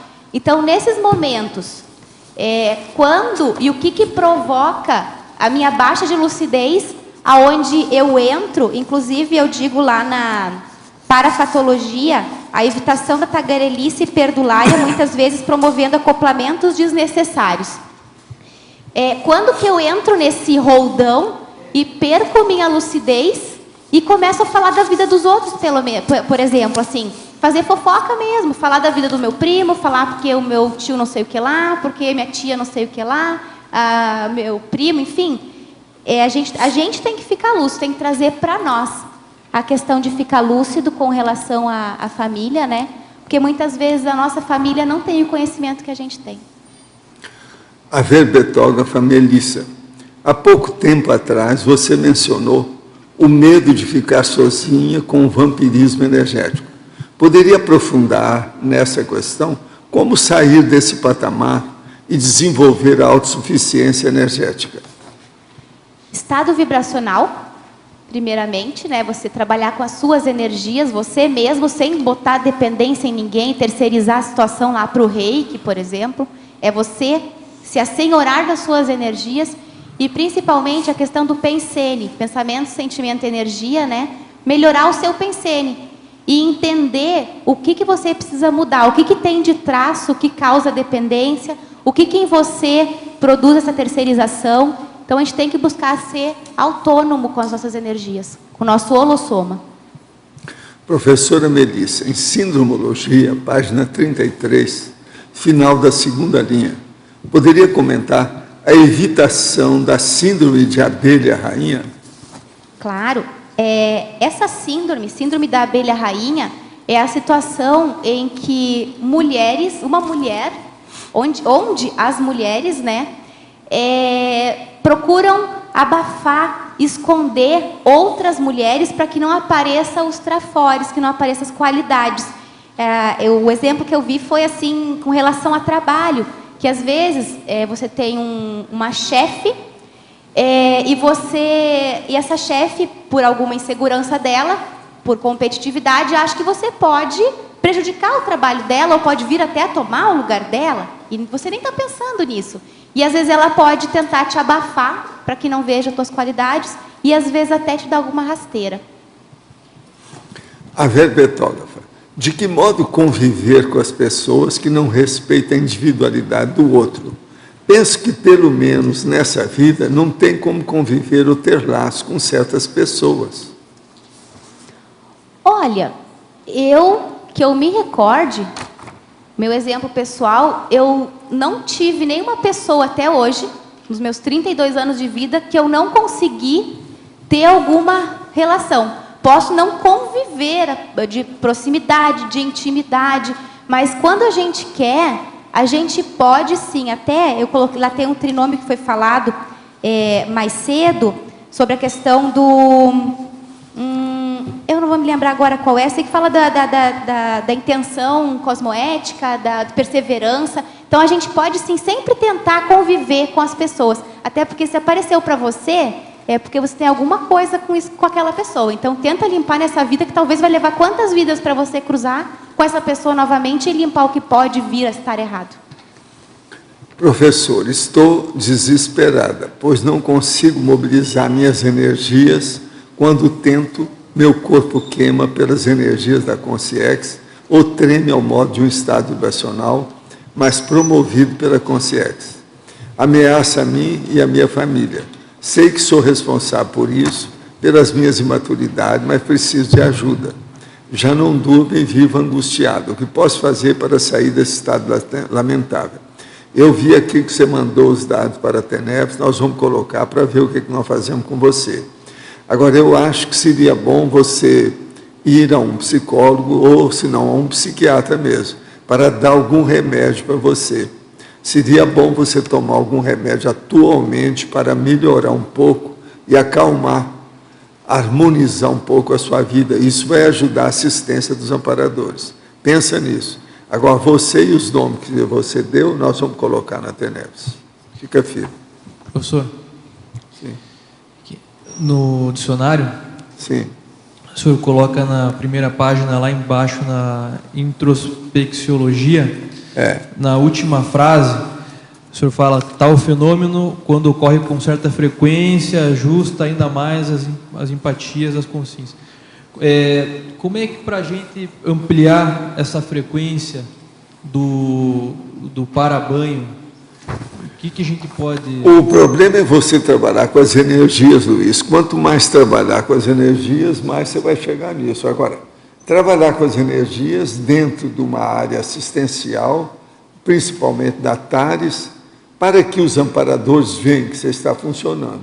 Uma outra coisa muito séria com isso é a TENEPS. Se a pessoa começa a funcionar com a TENEPS, a tendência dela é ter o para-banho. Praticamente todo mundo que alcança o veteranismo, aquele nível, por exemplo, de vários anos funcionando com a TENEPS diária, eles vão ter para-banho. Agora, às vezes demora um pouco até o tenepsista, um homem ou mulher, ele verificar que ele está tendo os para-banhos. Que ele pensa que às vezes é ele, o jeito dele, ou qualquer coisa. Ele às vezes não sabe distinguir bem e colocar as coisas no devido lugar a respeito dessa realidade. Não discrimina as sensações bem. Então, o problema é a pessoa funcionar com as energias conscienciais. A tendência disso é evoluir mais depressa. Qual a relação, professor, do para-banho? Só pegando um gancho. Qual é a relação do para-banho com a veteranice da TENEPS? Com o quê? Com a veteranice da TENEPS. Não, o veteranismo caminha para isso, né? Porque se uma pessoa, se ela começa a receber para-banho, já está funcionando dentro do veteranismo dela. Por exemplo, a pessoa que está funcionando com a TENEPS 15 anos, geralmente já tem para-banho. Ela já sabe como é que é isso, ela já sabe, vamos dizer, sentir, detectar, dar o diagnóstico do que acontece com as energias em torno dela. E outra coisa, desse modo é que ela se prepara para ter uma OFIEX pessoal dela. Então, o para-banho é muito mais sério do que tudo que eu venho falando aqui para vocês. Por quê? Ele é um laço, é um link, é um traço de união entre a TENEPS e a OFIEX, com o passar do tempo. Entende? Seria já a TENEPS 24 horas, por isso que ele está fazendo assistência? A TENEPS 24 horas já mostra o processo do para-banho. É inevitável. Eu tenho para-banho assim desde que eu era rapaz. A docência é um ótimo lugar, né, para desenvolver... A docência ajuda demais. Outra coisa, a explicitação pessoal, o processo de se apresentar, por exemplo, na consciência-terapia, na conscienciometria, na CONS, por exemplo, para a pessoa ser cobaia.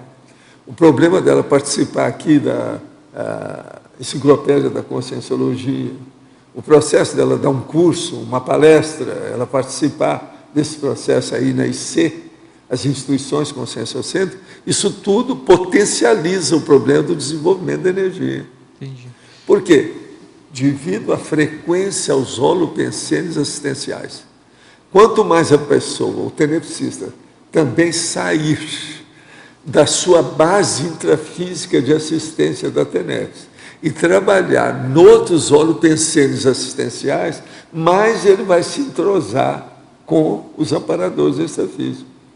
Entende? Sim. O problema nosso é desfazer o problema da falta de interligação com as outras dimensões. Isso se faz, primeiro, é a TENEPS. A TENEPS descerra esse processo, essa muralha, acaba com ela, liquida com ela. Abre tudo para o processo do lado de lá. Entendi. É uma outra dúvida, não tem a ver com o assunto aqui do verbete, mas aproveitando a oportunidade. Um tema que eu estou pesquisando, eu queria saber qual que é a etiologia da antifisiologia.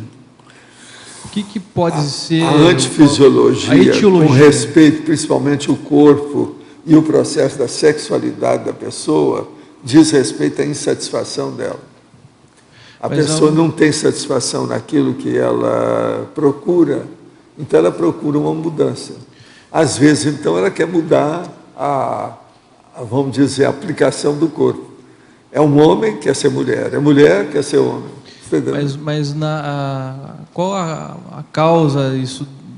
A causa é essa insatisfação. Mas essa insatisfação pode ser gerada... Vamos dizer, de harmonia íntima. Você está entendendo? Bem, eu entendo, de equilíbrio pessoal. Mas isso foi gerado em algum momento da existência dela, alguma vida? Pode ter sido, por exemplo, alguma... Não, pode ser a educação, a mesologia, o ambiente, a família nuclear. Pode ser exemplos com que ela conviveu, as companhias que ela tem. Pode ser processo de repressão, inibição e outras coisas a mais. Agora, veja, cada pessoa deve fazer aquilo que ela gosta. Ela tem liberdade para isso. Agora, a antifisiologia não é uma escolha sábia. Sim. Não é a coisa ideal. Entendeu? O ideal é a gente usar o corpo para aquilo que a gente recebeu como instruções para o uso do corpo. E não estar transformando a aplicação do que é que recebeu. Isso não é o ideal. A antifisiologia, a fisiologia foi feita para ser obedecida, para seguir. É a função dos órgãos e sistema do corpo. O senhor acha que, por exemplo, num processo, um trauma, um trauma bélico... Às vezes vem trauma de várias vidas da pessoa. E o pior, ela às vezes vem com um corpo, ela quer ter outro. No outra vida, ela vem com aquele corpo que ela queria, ela quer voltar para o outro. E por aí vai. Há uma insatisfação. A situação disso é insatisfação. Agora, esse já é o caso extremo. Agora, procura estudar o que é insatisfação. Não é fácil. Tem muita coisa para a gente ver o que é isso. Eles têm publicado, nessa semana mesmo, saiu revista aí com uma reportagem nova sobre insatisfação. Mente e cérebro dessa semana está nas bancas.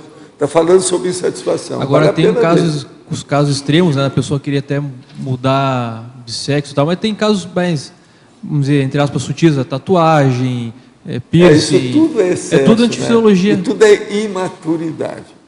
O processo todo é imaturidade evolutiva. Falta a madureza, falta a maturidade, falta a pessoa se conscientizar do que é prioritário na evolução dela. Às vezes falta. É o que nós nos batemos para esclarecer. A tarde é justamente para esclarecer esses casos. É o que a gente tenta fazer aqui o tempo todo. Entendi. Entende? Agora, nós temos que respeitar os direitos das pessoas. Todo mundo tem a liberdade de fazer o que bem entender. E cada um faz do corpo aquilo que bem entender. Nós respeitamos tudo. Mas agora a gente fala aquilo que é o ideal e aquilo que é o menos ideal. A pessoa, então, escolhe aquilo que ela quer. É porque até eu estou trazendo, porque outro dia teve o verbete aqui, vício, né? Isso é um processo antifisiológico. Né? E outra coisa, a pessoa colocar o corpo humano de uma maneira secundária e colocar o sexo acima do corpo é uma bobagem. Por quê? Porque o sexo não é o principal. O principal é o micro-universo consciencial. é a consciência. E a consciência não tem sexo. Sexo é o processo do corpo humano para haver reprodução e a criação das descendências do povo, para que haja a continuação, a fluência da própria vida nessa dimensão. Para isso é que foi feito esse sexo aqui. Mas agora, por exemplo, não existe problema de reprodução consciencial, não tem isso. A reprodução é só humana, é física. Então, veja, dar muito valor para isso é secundário. Entende? A consciência é superior ao sexo. Por isso que a gente fala lá, ó, naquilo lá, ó, autotransafetividade. É a hora que a pessoa já transcendeu isso tudo aí em matéria de sexo. Sexo que eu estou falando aí, o cara já transcendeu a parte do homo, hétero, mulher, homem, tudo que tem em matéria de, entende? O processo propriamente humano, vamos dizer, biológico, orgânico do corpo humano.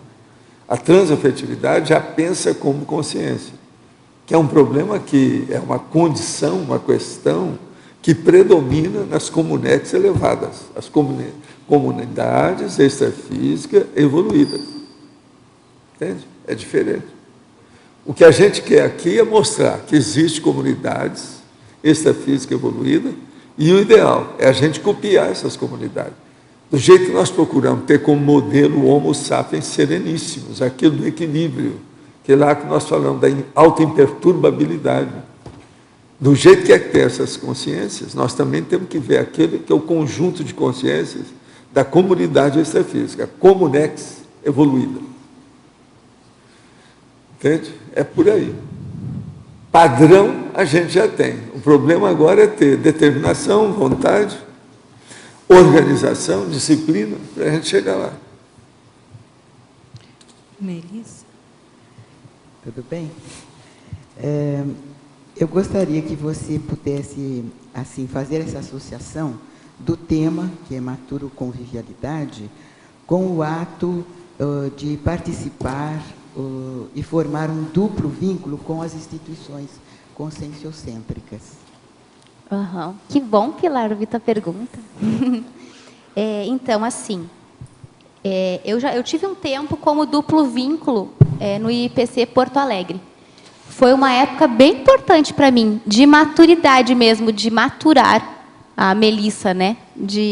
Desse processo de amadurecimento.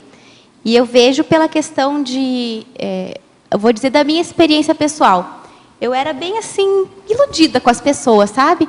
De achar que todo mundo é muito bom, todo mundo é serenão, todo mundo é ótimo, tem boa intenção. Não que não tenham, entende? A gente tem cada um no seu, independendo do nível, né?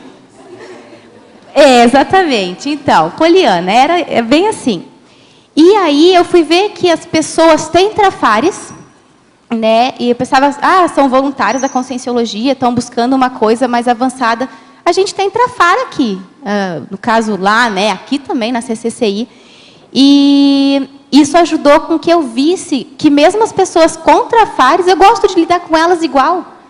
Então, me ajudou com a questão de entender que a pessoa não precisa ser perfeita, só ter trafores, para a gente gostar de estar junto. A gente pode gostar de estar junto com as pessoas, mesmo elas tendo trafares, respeitando e tentando ainda, ajudando a melhorar, né? Então, você percebe assim como um aprendizado de convivência. Aprendizado de convivência, é isso aí, Pilar. É uma maneira de conviver mais assim, evoluída, né? Com certeza, né? Mais que na socinha, assim, que a gente tem. Porque é uma oportunidade mais evoluída de conviver mesmo. Porque nas ICs a gente também encontra uma diversidade grande de temperamentos, né? O que é super positivo, né? Porque imagina se todos nós fôssemos iguais, o que ia acrescentar, o que a gente ia aprender, né? Uhum. Então, obrigada. Nada. Aqui na página 33, por favor, o antagonismo é fusão social, segregação social. Depois eu tenho outro também. Tá bom. A questão de conviver de forma madura, né? É uma questão de não fazer discriminação de pessoas. A gente não tem que segregar em grupos, não tem que se juntar em grupos, tanto que a gente é voluntário e lida na SOCIM, lida com outros lugares, enfim. Então, é uma questão de a gente ter essa interação com diversos grupos. E o antagonismo fuga do autoparapsiquismo versus convivência permanente com o consciex, mostrando a imaturidade da consim quanto à multidimensionalidade. Tá. Quando eu coloquei esse antagonismo, eu pensei no... até é uma experiência que eu tinha. Eu tinha muito medo de consciex, até alguns tempos atrás aí.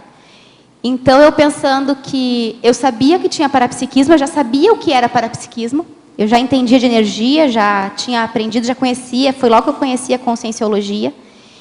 E eu via como que eu vou ter medo de consciex, sendo que eu tenho parapsiquismo, sendo que eu lido diariamente, o tempo todo, com consciex. Todos nós lidamos, né, o tempo todo com consciex, com consins e consciex nas várias dimensões. Então, é um antagonismo você ter medo daquilo que você sabe existente. É aquela questão de fugir do parapsiquismo, né? É o avestruz que enfia a cabeça no chão e fica com aquele baita corpo para fora e acha que por não estar vendo o que está na sua volta, ele está seguro. Foi bastante exercício de clarividência, eu mesmo fazendo. O trabalho com as energias, estado vibracional, e tendo essa autoconfiança energética em mim, conhecimento, claro, de bastante leitura de livros. O livro que me ajudou bastante foi o Autoconsciência e Multidimensionalidade, da Dulce, de entender essas questões, que a multidimensionalidade está aqui. Eu não ver ou ver, ela existe. E como que eu quero lidar com isso? Que nem o avestruz que enfia a cabeça só porque não está enxergando, está seguro? Então, houve bastante exercício da minha parte. As aulas, quando eu me formei professora, fui liberada como professora de conscienciologia também, essa prática, eu pensava, como que eu vou falar para os alunos não terem medo de consciex e eu vou ter medo de consciex? Eu não admitia essa falta de teática em mim. Então, aí, ajudou bastante com esses desafios. Professor, o senhor falou agora há pouco do Parabanha. Eu cheguei agora há pouco, eu não sei se o senhor já falou isso, aqui na Primissum do dicionário de argumentos, essa questão que o senhor fala aqui das consciex, transmissoras de energias para a consim, epicentro, parapsíquica. Na verdade, aqui seria isso, aquela consciência, aquela consim, ela está numa situação de homeostase, eles mandam energia para ela para expandir aquela situação dela no determinado lugar que ela esteja? Seria isso? Não. A energia sempre é colocada para ajudar a pessoa e harmonizá-la. Agora, as energias iniciais para qualquer coisa é sempre a limpeza das energias gravitantes negativas que a pessoa tem. Da consim. Isso. Isso da consim. Agora, extrafisicamente é a mesma coisa. Só que tem que ir no micro-universo consciencial dela. Não, porque aqui o senhor está falando... a gente diminuir o problema da consciex também é através das energias gravitantes na cabeça dela. Não, porque aqui o senhor Por exemplo, o arco voltaico ajuda demais a cabeça da pessoa. Limpa tudo. Aqui o senhor Seja fala quem for. Consim epicentro parapsíquica. Então, Sei, ela está funcionando... funcionando... é outra coisa. Então, é isso aquela que está na ponta, ela está dentro de um cargo específico, dentro do serviço do trabalho dela. Então, isso que eu digo, eles jogam Essas energia. pessoas têm mais assistência. Então, há uma potência maior aí. E aí, nesse outro aqui também, que o senhor fala do Parabanho, ela também está tendo revivendo uma realidade embaixo no argumentário, da Comunex evoluída. Porque o Parabanho, com o tempo, ele amplia a sensibilidade parapsíquica da consim. E também das consciex, todo tipo. Mas o problema maior é da consim. E ela, então, começa a ter melhores rememorações. Então, a autorretrocognição aumenta, ela se predispõe para ter pangrafia, o processo da clarividência viajoura, enfim, todos esses detalhes de fenômenos mais evoluídos, mais desenvolvidos começam a aparecer. O Parabanho é sempre uma bênção, ele sempre está ajudando as pessoas. A pessoa não vai ficar do jeito que era antes. Agora, você veja, Uma pessoa que é assediada, ela não tem para-banho. Se tem, é apenas um processo desgostoso, desconfortável, que não dá tranquilidade para ela devido ao assediador, porque a intenção não é boa, as energias são carregadas, aquilo melhora, é patológico. Agora, o para-banho é sempre homeostático, é sadio, é positivo, muda tudo. Agora, o melhor da história é a hora que você tem um para-banho, que você exterioriza, as outras pessoas sentem com você. Isso dá força para todo mundo e melhora o óleo pensênio. É isso que eu estava... É o que às vezes nós fazemos aqui, para melhorar o óleo pensênio. Agora, com o tempo, se isso fica assim, habitual, você está entendendo? Rotineiro, o óleo pensênio se fixa, ele melhora tudo, é o máximo. Agora, Melissa, a turma gostou demais do óleo de Melissa. Você pode trazer aí muito esse óleo para nós, mais umas 100 verbetes, tá certo?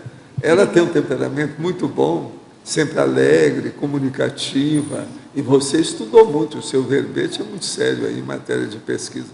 Posso falar rapidamente como é que surgiu a ideia? Foi num curso do IPC, Priorização da Escrita Progestiológica, que foi um curso muito importante para mim, porque eu fui fazer sem achar importante escrever. Agora, uma coisa, você não falou o que você faz na vida. É bom explicar para todos, porque o povo não te conhece bem aí, alguns. Claro. Eu sou gerente de relacionamento com o franqueado de uma rede de franquias de clínicas odontológicas. Então, eu lido com as pessoas, com os franqueados, né, que compram as franquias. Está dentro convivialidade. Por isso que ela é doutora no assunto. Com açúcar até eu. Os nossos comerciais, por favor. Obrigada. As pontuações da tertúlia de hoje foram 72 assinaturas no livro de presença, 30 perguntas presenciais e 18 perguntas respondidas online. Hoje temos 3 recados. Mara, curso Retrocognições, Tiago, palestra da Evolucim, Alexandre, CP3. E antes, os amigos da Enciclopédia. Boa tarde, a gente quer convidar você, teletertuliano e teletertuliana, que está em sua casa, no seu local de trabalho, voluntariando na sua IC nesse momento e ouviu esta excelente tertúlia, a se tornar um amigo da Enciclopédia, que é uma forma de retribuir este aporte inestimável que a gente tem aí todos os dias.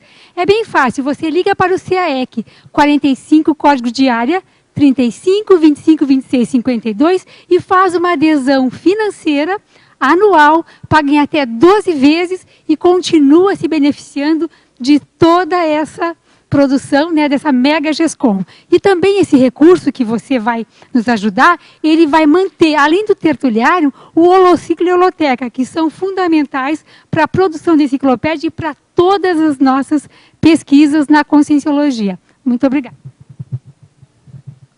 Boa tarde a todos. A CIP convida para o curso Retrocognição. Ele ocorrerá dia 19 de maio, na sede da CIP, no Discernimento.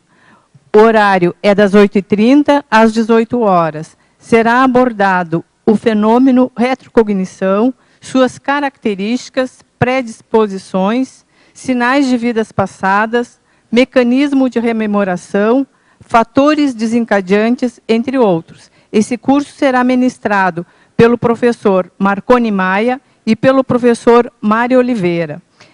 As vagas são limitadas e é um curso sem pré-requisito. Informações pelo telefone 2102-1421, código de área 45. E também através do e-mail acip@acip, após o horário da CIP de atendimento é após as 15 horas. Muito obrigada.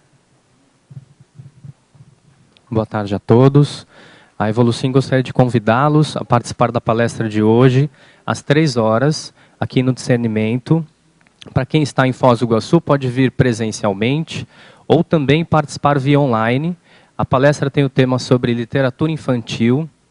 O objetivo é orientar tantos pais, educadores, tirar dúvidas aí para todos interessados. Algumas temáticas que serão abordadas é a questão da como montar a biblioteca da criança, auxiliá-la nesse sentido, orientações sobre os livros, né? A importância da intelectualidade na infância. E aberto, né, como eu falei, a palestra é aberta vocês podem acessar o link para participação online, tanto pelo site da Evolusim, que é www.evolusim.com.br, ou pelo Facebook. Tá? Obrigado. Boa tarde a todos e todas. Estamos aqui em nome da Assinvexis para convidá-lo para o próximo ECP3, que ocorrerá em Foz do Iguaçu, nos dias 19, 20 e 21 de julho. O professor será o EPICOM Hernande Leite, que, por sinal, estará dando uma palestra agora às 15 horas, no SESC, falando sobre interassistencialidade. O curso ocorrerá no Hotel Rafaim. As inscrições podem ser feitas pelo site www.ecp3.com.br. É importante a gente ressaltar que o ECP3 é um ambiente propício para ampliar, organizar e planificar o desenvolvimento da autopercepção das energias e da maturidade emocional e mental. É também uma oportunidade para convidarmos amigos e parentes para vivenciar campos energéticos favoráveis às renovações e superações pessoais. Haja visto que o ECP3 é um curso que não tem pré-requisitos. E também, muito importante ressaltar, todos os recursos do ECP3 serão utilizados na materialização do primeiro campus de invexologia deste planeta. Então, está aí uma grande oportunidade para fazermos a nossa assinatura energética neste mega empreendimento. Então, ressaltando o site www.ecp3.com.br. Obrigado. O verbete da manhã é planejamento da GESCOM, especialidade auto-organizaciologia. Autor, professor Alexandre Nonato. Obrigada e boa tarde a todos.